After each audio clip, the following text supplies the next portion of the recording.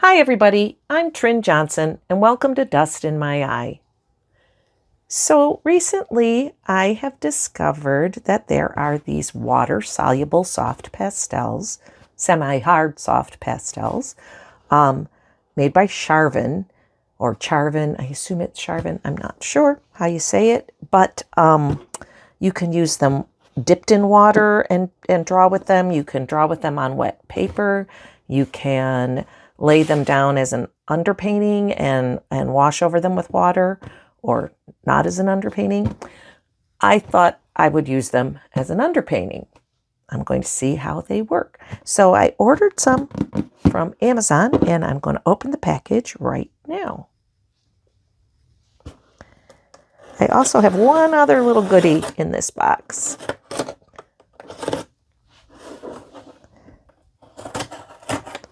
There was a deal on 2 sets of Tombow markers, and one of them came already, and then the other one they stuck in this box, which is the first thing I see, which is the portrait dual brush pens. So I'm a little excited about that. Add that to my stash of Tombow markers. Maybe I'll do a swatch of all my Tombow markers. I don't have the whole set. I just have been collecting them piecemeal. And then here is my pastels. So let's see what condition they're in. Since they were just flopping around in that box.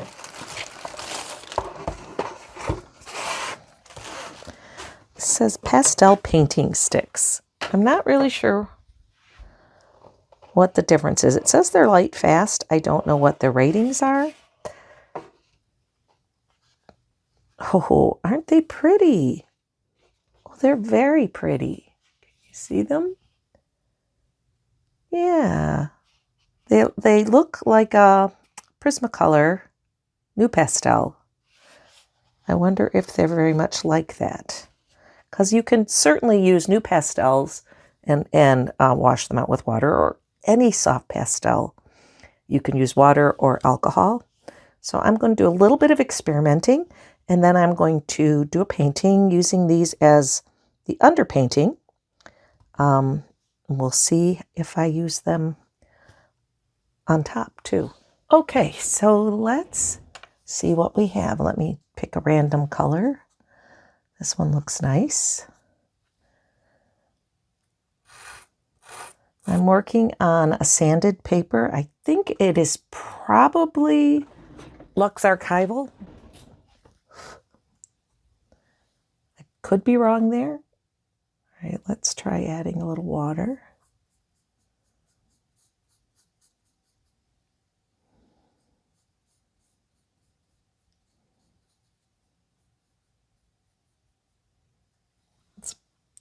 It works nice.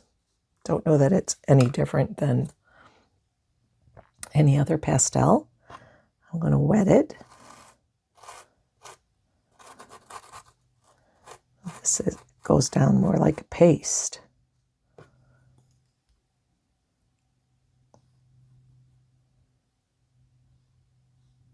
It's very highly pigmented when you do it that way. Let's try just putting down some water. Then I'm going to use the other end.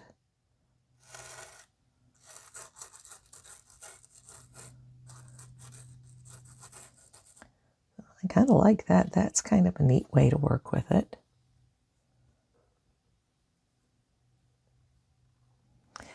The other thought I had was to use alcohol.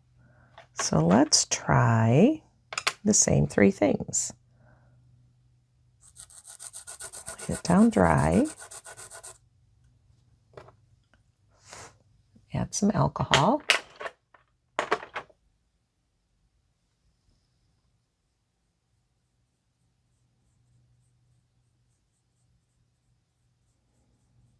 The alcohol seems quite a bit brighter.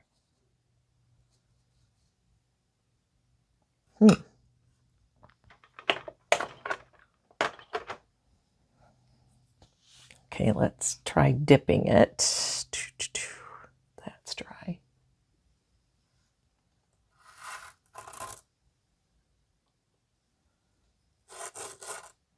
Problem with dipping it is alcohol dries really fast.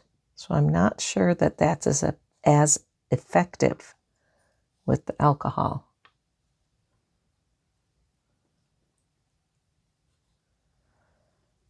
Let's try drawing on.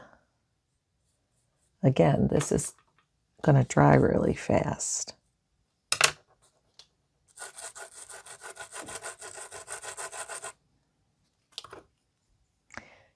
It works. You don't get quite the same watercolory effect. And it might just be the way I did it, because Lord knows this is not scientific in methodology. But anyway, interesting. Let's try another color.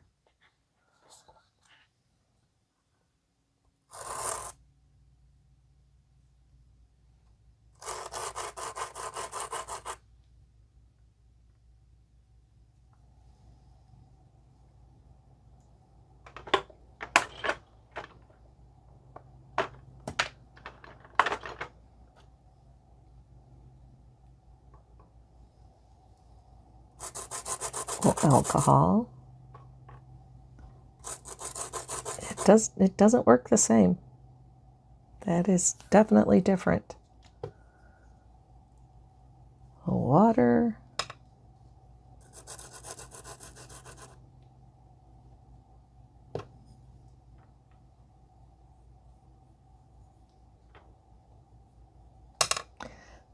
Probably some watery alcohol this time because of the way my brush was already wet. I don't know. Interesting. All right, well, let's do some playing with them. Let me put these back. And I am going to get my paper ready and we will do a painting.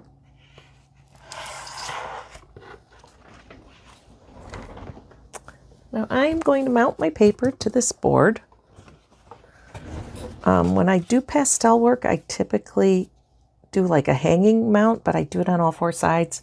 You don't really have to, but because I'm doing this flat, which is not ideal, ideally it would be more like almost 90 degrees. It's going to be a little different, but it's kind of hard for me to do it that way today on this surface because I'm still waiting on my light cord.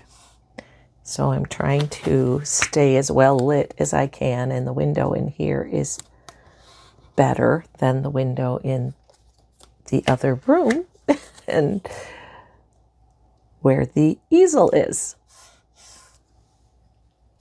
And that's a whole setup in upon itself. We're trying to get the light on the easel correctly. So I'm just on the back side of the paper and I'm just taping 4 pieces of tape. And then I'm going to flip it over. This is the right side. And I'm going to tape my tape to my board.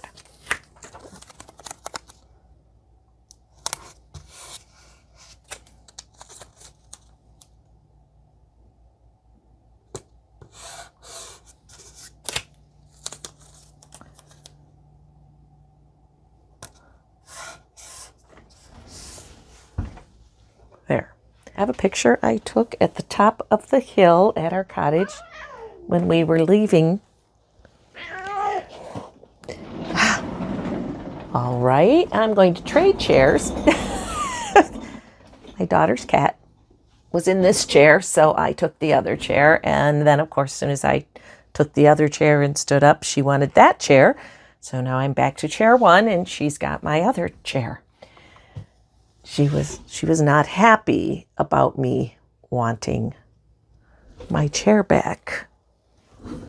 I think really she just wants whatever I have. that's just the kind of mood she's in. So I'm going to sketch this in. I'm going to use a green because that's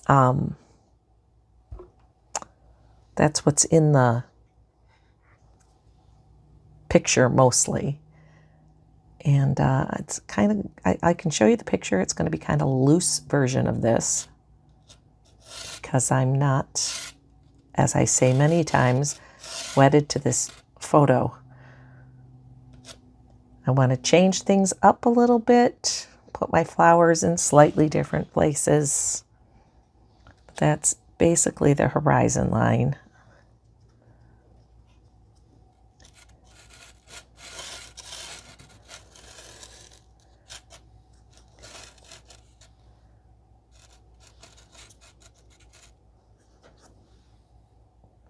There's no point in me doing too much else.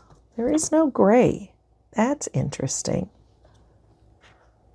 Let me use a purple. I just want to get the tree.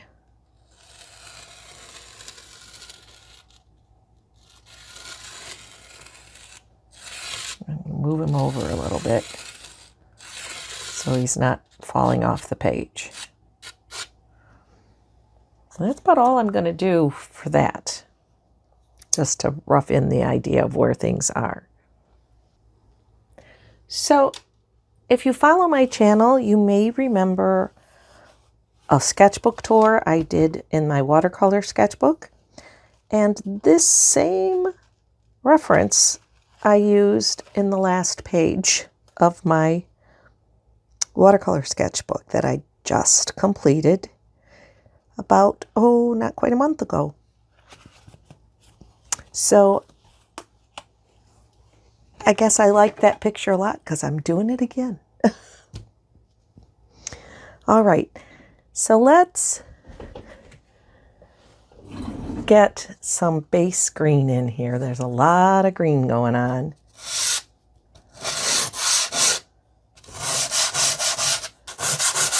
I'm going to go with the dry method, obviously, because I just think that will work better for this part of what I'm doing. There's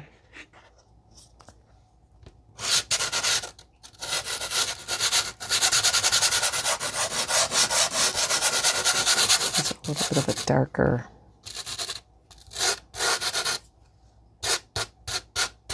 path through this.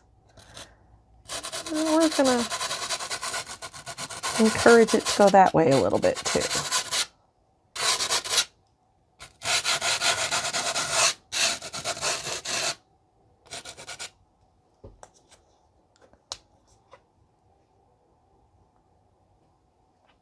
So I scooted over a little bit so you can see what I'm choosing from.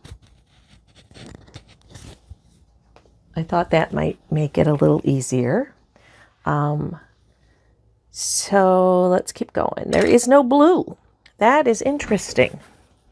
So my thoughts of an underpainting. It's not, you can't really make blue. I'm going to use white, this grayish white color.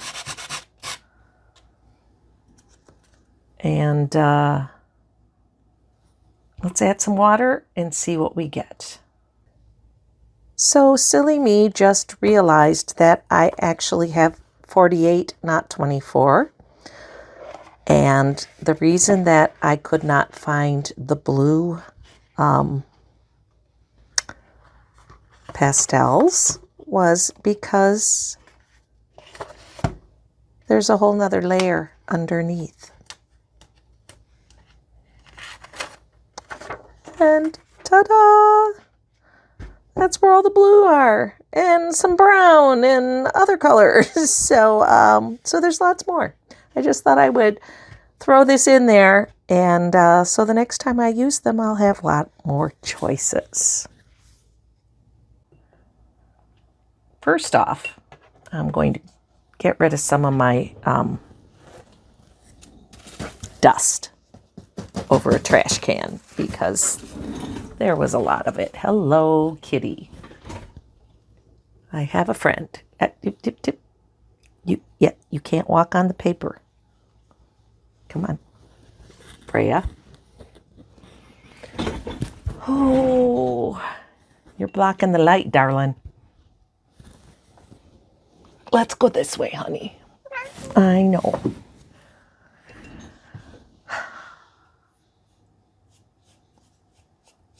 You know what I should have done, and I might still do, is use some pink for my sky. I do like a good pink in my underpainting.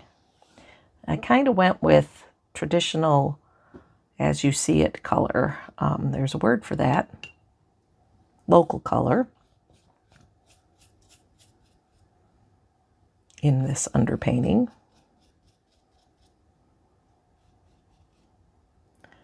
Now, I am not sure with regular pastels if you can go in while it's wet. And since this said that was one way of working with it, I'm just going to go right in there and get some pink up there because I do like pink in my sky. A little pinky greeny color.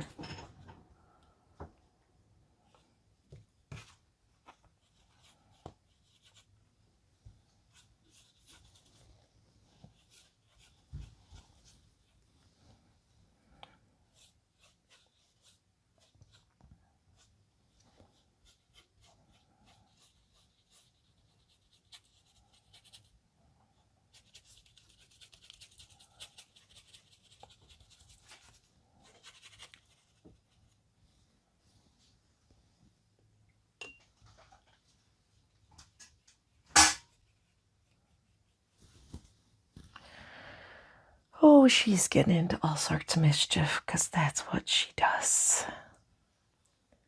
Now, I wonder if it would work. Let me try that. That's an interesting way of working with it. I wet my brush and rub it on the stick.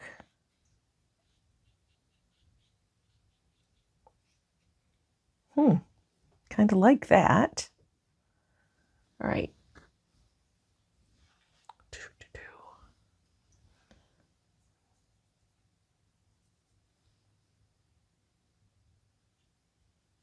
Now, there's pinky flowers.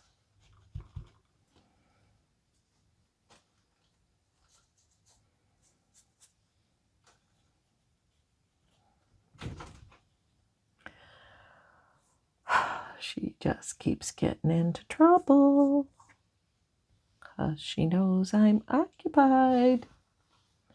Freya, what are you doing?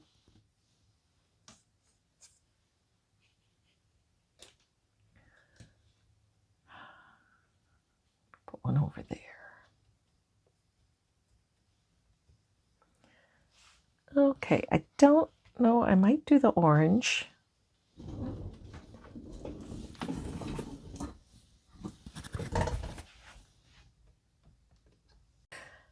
Okay, got the cat down from the shelf. She is a bundle of trouble sometimes. I'm going to try and do the centers of the daisies, maybe.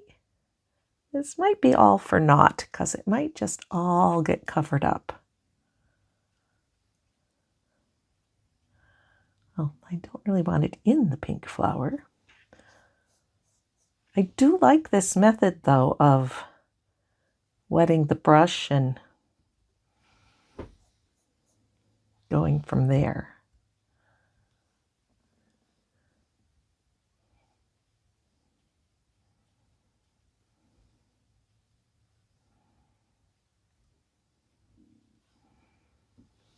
Okay. Well, I'm going to set them aside up here. set the water aside and get out my normal soft pastels while this dries. Okay, it's dry now, and I am going to try and do this like I always do, fast and loose, because that's what I always try and do, and I am rarely fast. Sometimes loose. So I'm going to start with the sky and just get some nice blues in up here on my pink.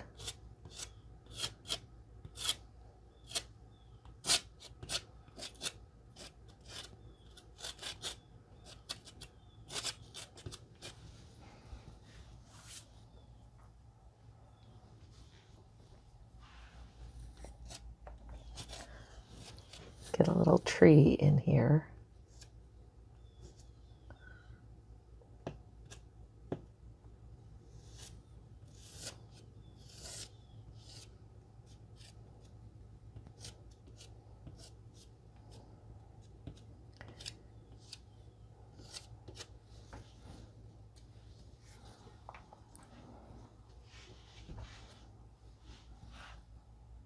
There are a lot of greens down in this bottom.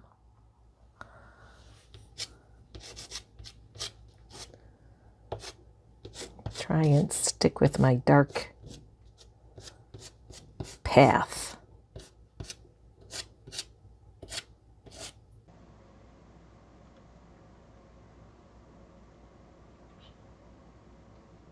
So I have sped this up a little bit. I didn't want the video to be too ridiculously long. And I'm trying to keep it really loose. Get some markers in as to where some things are.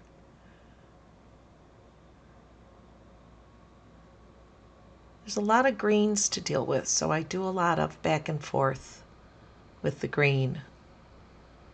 There's a very soft green at the top and more yellow green, darker green at the bottom. And I want to kind of keep my path just because to lead the eye back.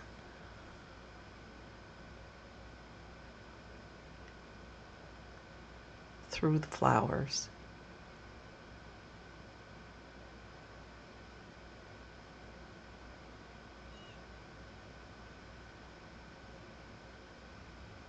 Now I had to shake the dust off into the trash. Like I said before, I don't usually work flat when I'm working with pastels, but it was easier to record it this way.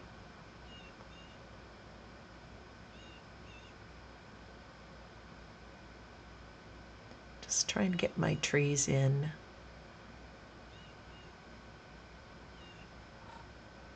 A little white for the cloud. Gives the sky a little more interest.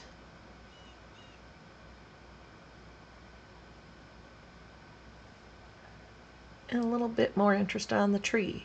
A little dark shadow side.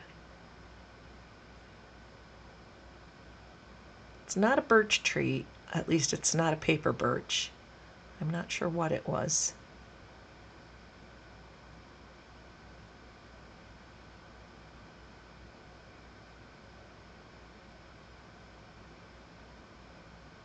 Now I'm getting a base layer, kind of the darker mid-range for the pink flowers and some highlights on them. Just trying to use a variety of pinks because they certainly aren't just one color, which is the same idea with all the green too.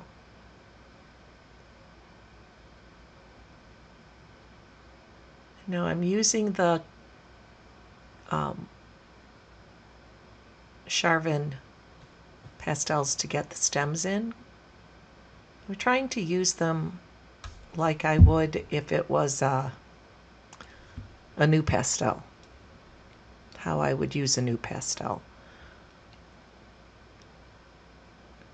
And actually, I was looking at them today and thinking they would make a nice addition to my new pastels because they're different colors.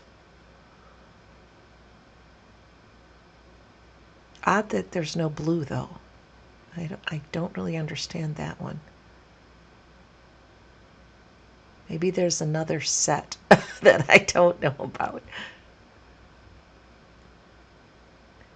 And getting my white daisies in, the little orange centers. Or at least a base layer for my daisies. And a little shadow on the cone of the flower where it meets the daisy.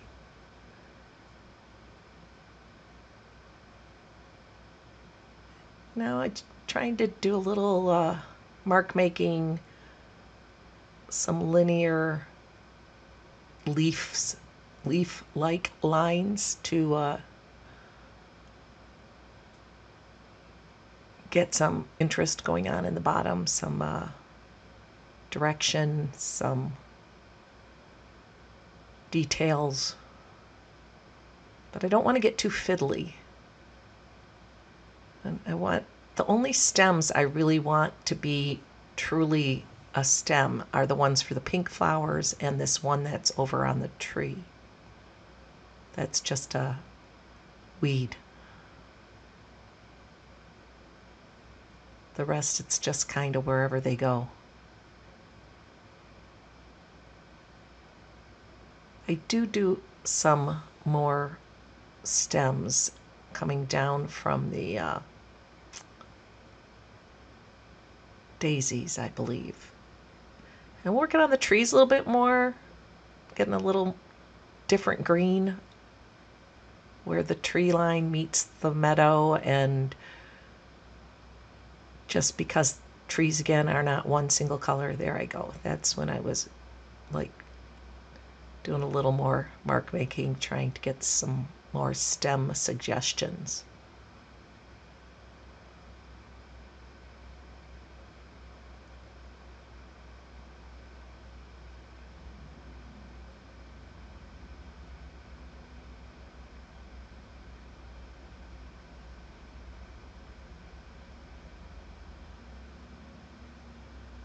There's a couple stems up in the lighter part that I was trying to get a little bit of them.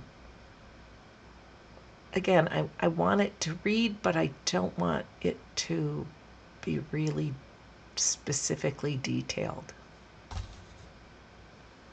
Now I'm trying to add a little brighter white to some of my daisies, and I went for my really, really, really white color, and it's a lovely pastel that just crumbled under my fingertips.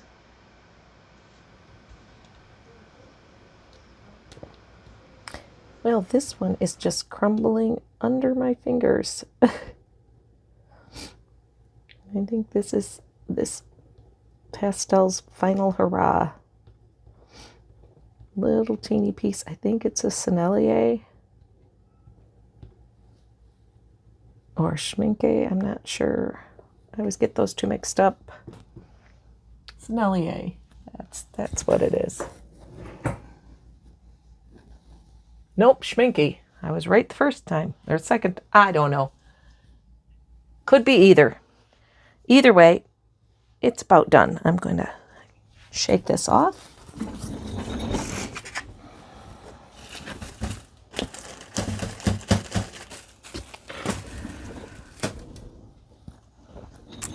And let's see if we want to do any fiddling around with these Charvin pastels.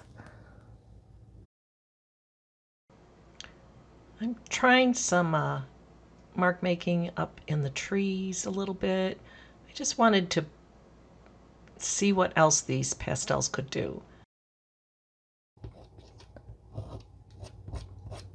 Hard to get a mark out of them on top here. They might do better wet, but I don't know what that would do on top of the other dry pastel. Let's just see what she does. Yeah, see, it doesn't really want to work that way. Not on top of this. So I think that's it.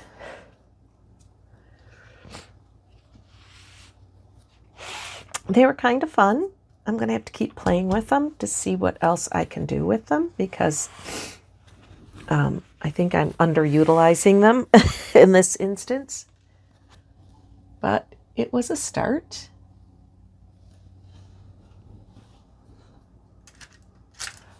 Just looking for something that will write so I can sign my name. It's a little tricky in this.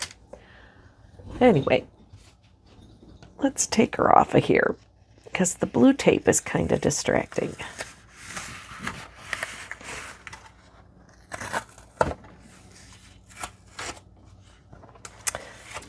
There we go.